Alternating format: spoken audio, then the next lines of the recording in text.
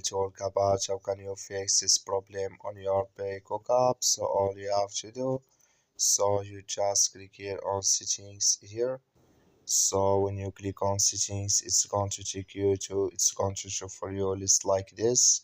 It's going to show for you like this here in settings. Then you go down, then you click here on apps. So then come to apps list here, and here you're looking for Peacock, or just click on search, then you search for it here, add here Peacock, then it's going to show for you like this. Click on it, so then it's going to take you to this list here. Click here on force stop, then you click on OK, then you go down, just click here on storage, then you come to storage list here, just click here on clear cache. Then all you have to do, so you just restart your phone, install it again, then it's going to work with you.